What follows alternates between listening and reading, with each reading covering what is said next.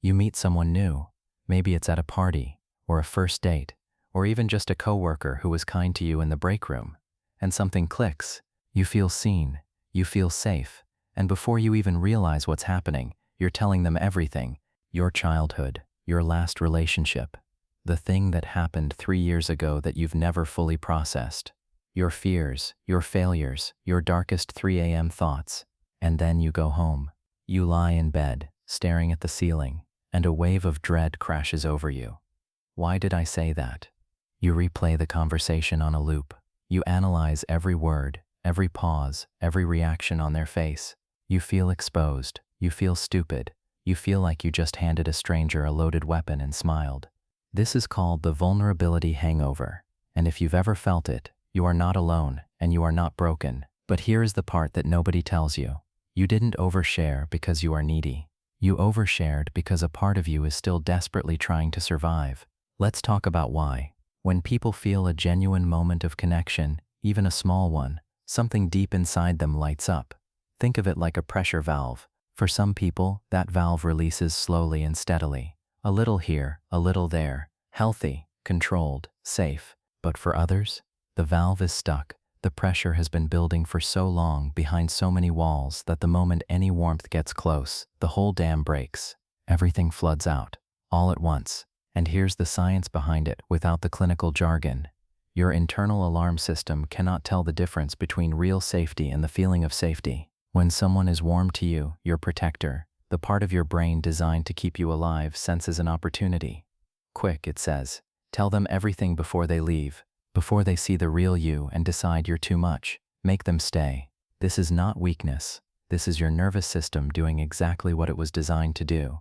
But where did the dam get so full in the first place? Most people who struggle with oversharing didn't grow up in households where emotions were welcomed. Maybe you were raised in a home where vulnerability was punished, where crying was labeled as dramatic, where asking for help was seen as a burden. Maybe you had a parent who was emotionally unavailable, and you learned that the only way to get any connection was to perform, to confess, to offer yourself completely in exchange for even a moment of attention. Or maybe your boundaries were crossed so regularly as a child, your privacy ignored, your feelings dismissed, that you never learned where you end and another person begins. Psychologists call this enmeshment, but you might just call it growing up feeling invisible. And when you spend years feeling invisible, the moment someone finally looks at you, really looks at you, your whole body screams, now.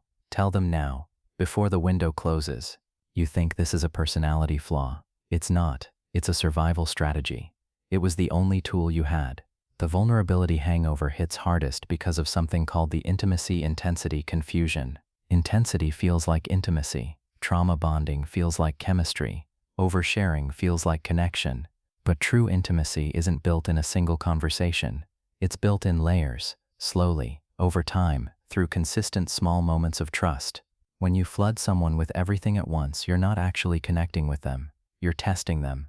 Unconsciously, you're saying, here is everything wrong with me. Can you handle it? Will you stay?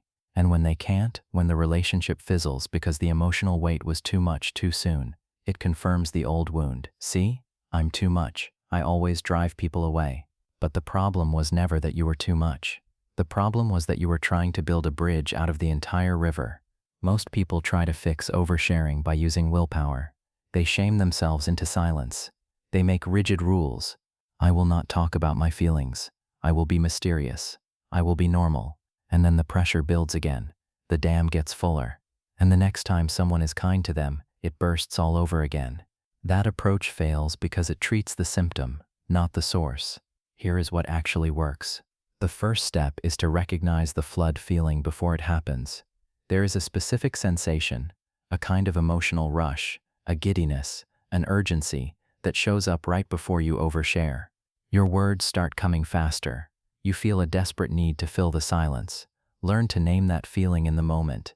Even just whispering to yourself, there's the flood. My dam is about to break. Awareness interrupts the automatic pattern. The second step is to practice what therapists call titrated disclosure. Instead of giving someone the whole river, give them a cup. Share one small, real thing. Then wait. Watch how they respond. Do they reciprocate? Do they ask a follow-up question? Do they hold the space with care? True connection is built through that slow mutual exchange, not through a one-sided emotional avalanche. And the third step, perhaps the most important, is to grieve the relationships where being too much cost you connection. Because here's the truth that your wounded part needs to hear. You were not too much. You were in a situation where your needs had nowhere safe to go, and you did the best you could with what you had. The dam didn't break because you were weak. It broke because it was holding too much for too long alone. You are allowed to have needs. You are allowed to crave connection. You are allowed to want to be truly known by another person. That desire is not a flaw. It is the most human thing about you. The goal isn't to build a higher wall. The goal is to install a faucet, to learn, slowly and with patience, how to let people in drop by drop so that connection has a chance to grow roots before the flood comes. Healing begins the moment you stop punishing yourself for having a dam in the first place. You built it because you had to. Now you get to decide when to open it and how much to let through. That is not weakness. That is wisdom.